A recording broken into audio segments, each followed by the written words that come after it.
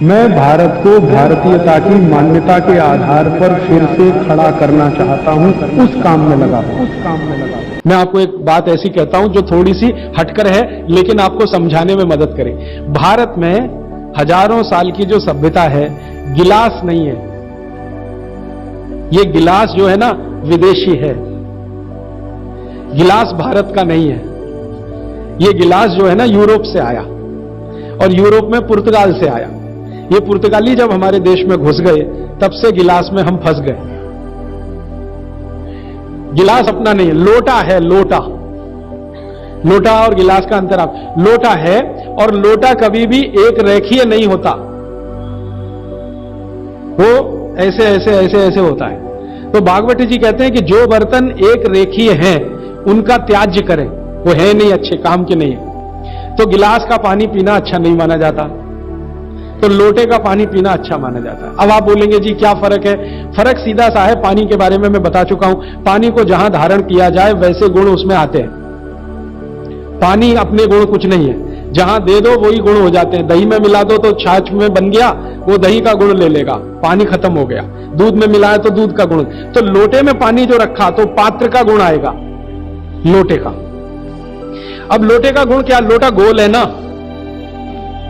गोल है ना। और आप थोड़ा गणित अगर समझते हैं और विज्ञान समझते हैं तो हर गोल चीज का सरफेस टेंशन कम रहता है।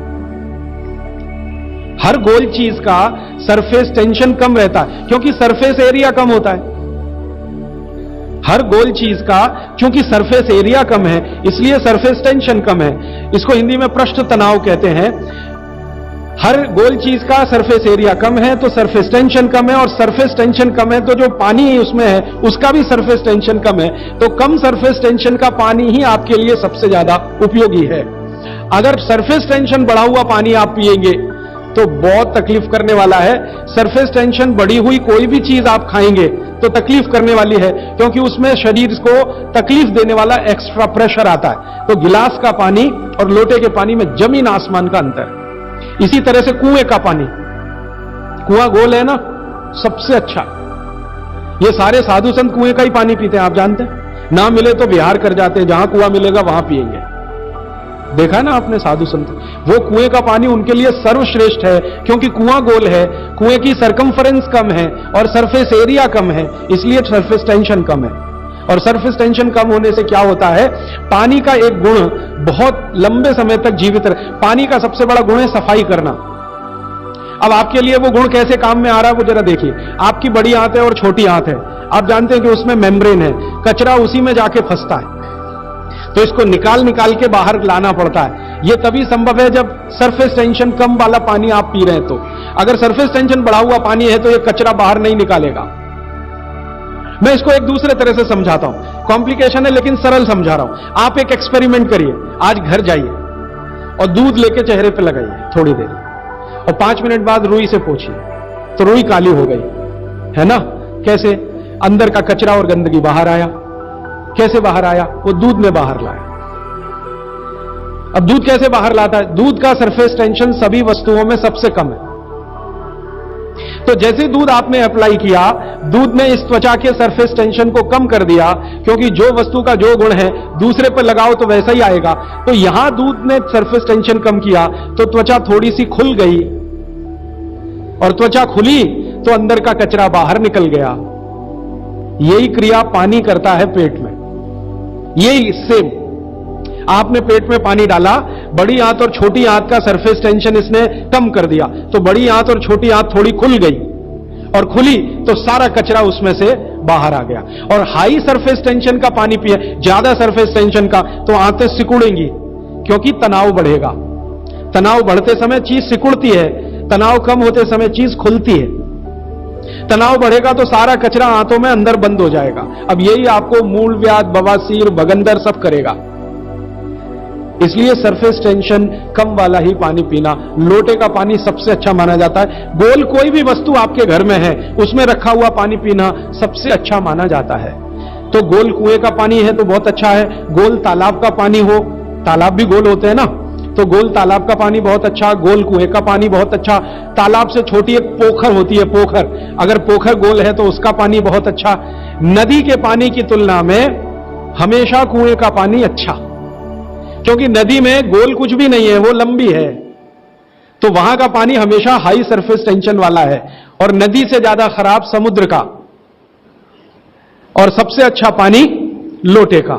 लोटे जैसी कोई भी गोल चीज है तो अच्छा। अब आप इसको प्रकृति में भी महसूस करेंगे, बारिश का पानी गोल होकर ही नीचे आता है, माने बूंदें सब गोल हैं, क्योंकि उनका सरफेस टेंशन हमेशा कम है। तो ये विश्लेषण लंबा चला जाएगा, लेकिन मैंने यहां जो आपको याद दिला दिया वो ये कि पानी पी रहे हैं तो गिलास में ना, ज्यादा अच्छा है लोटे में पिए।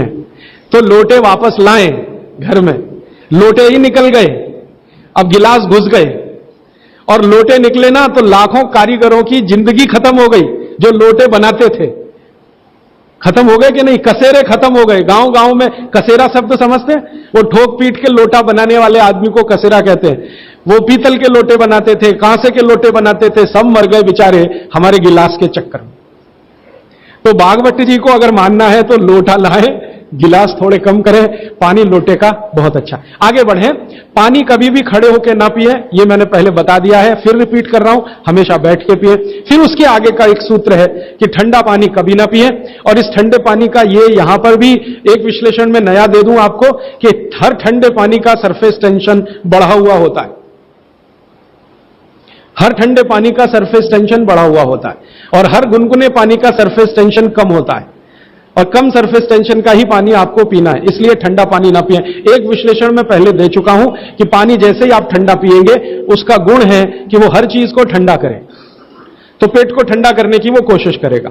पेट ठंडा हुआ तो सारे ऑर्गन्स ठंडे हो सकते हैं और आप मर सकते हैं। तो पानी को पेट गर्म करेगा, फिर आप ये जान लीजिए, और पेट पानी को गर्म करेगा तो अतिरिक्त ऊर्जा लगेगी उसको, और वो ब्लड में से ही आएगी, तो सारा ब्लड पेट की तरफ दौड़ेगा।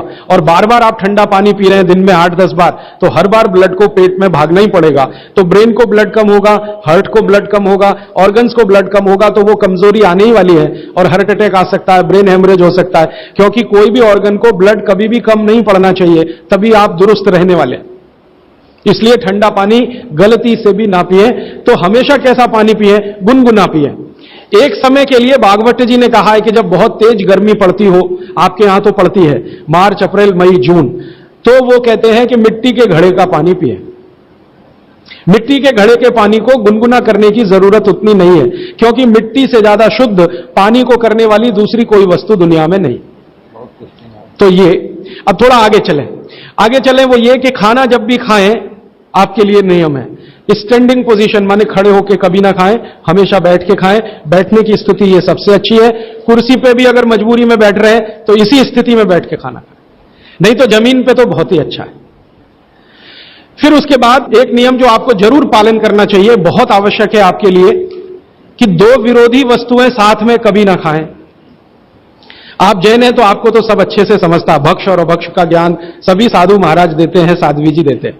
दूसरे लोगों के लिए कह दूं, दूध और दही साथ में नहीं खा सकते, विपरीत हैं। हालांकि दूध से ही दही बनता है, लेकिन दूध और दही की प्रकृति एकदम अलग है। दूध कुछ और काम करता है, दही बिल्कुल अलग काम। तो दूध दही साथ में ना खाएं। दूध और दही की बनाई हुई कोई भी वस्तु साथ में ना खाएं। खीर खा रहे हैं तो दूध की है तो कढ़ी नहीं खा सकते, कढ़ी खा रहे हैं तो दही की है तो खीर नहीं खा सकते। कुछ भी ऐसी वस्तु जिसमें दूध और दही उपयोग है वो साथ में नहीं। एक इसी तरह से शहद और घी आपके लिए बिल्कुल वर्जित है, आप बिल्कुल साथ में ना खाएं। शहद अलग खाएं, घी अलग खाएं। शहद ना खाएं तो भी चलेगा, गुड़ खाएं। अच्छा, ये बड़ी विचित्र स्थिति है, गुड़ और घी साथ में जरूर खाएं, शहद घी साथ में ना खाएं। गुड़ को बेहतर तरीके से अगर खाना चाहते, गुड़ तो वैसे ही सबसे बेहतरीन चीज है दुनिया की, लेकिन और बेहतर बनाना चाहते हैं तो उसमें जरूर घी मिला के खाएं। तो गुड़ घी चलता है, शहद घी नहीं कभी भी। इसी तरह का एक नियम है कि जैक फ्रूट माने फणस, कटहल दूध के साथ सबसे खतरनाक है। और मैंने कहा खट्टे फल जितने भी हैं, संतरा है, मौसम्मी है, वगैरह वगैरह, ये दूध के साथ बिल्कुल नहीं चल सकते। एक ही फल है, भागवत जी कह रहे हैं, जो खट्टा भी है और दूध के साथ जरूर खाएं, वो आंवला है। आंवला ये जरूर दूध के साथ खाएं।